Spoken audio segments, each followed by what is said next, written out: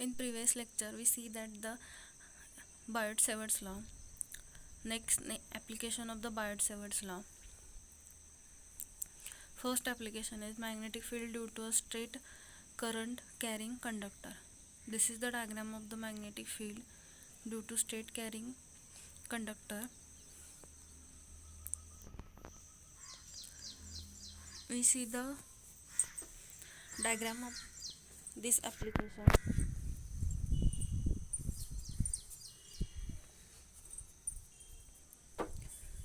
Consider a portion AB of the long straight conductor carrying current I. Let P be the any point at the distance OP is equal to R from the point O as shown in this figure. The point O is base of the perpendicular from the point P to a straight conductor.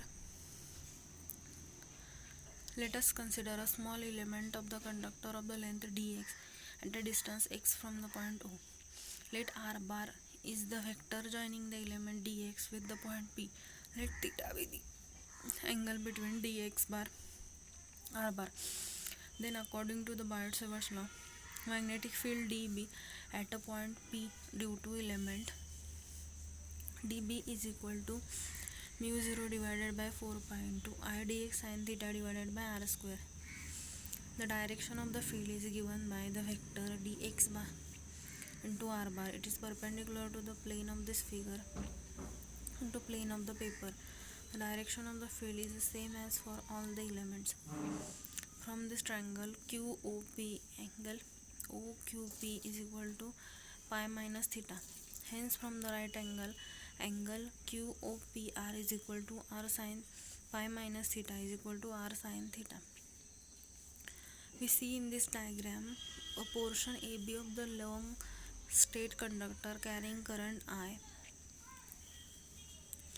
Then O is the base of the perpendicular from the point P to the straight conductor.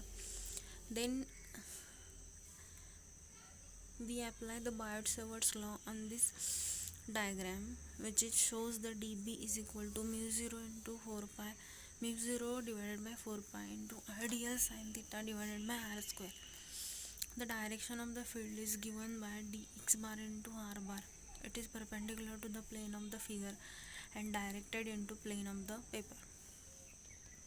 Then we give a equation dB is equal to mu 0 divided by 4 pi into I cosec square theta sin theta d theta divided by R square cosec square theta, which it shows cosec square theta cancelled and dB is equal to mu 0 divided by 4 pi I sin theta d theta divided by R.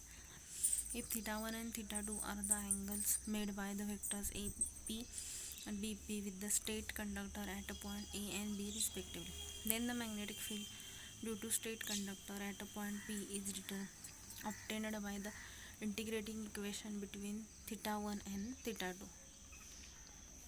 Then we give equation B is equal to, we put limit theta 1 and theta 2 sin integration, which is minus cos theta. We put here B is equal to mu 0 I divided by 4 pi R into cos theta 1 minus cos theta 2.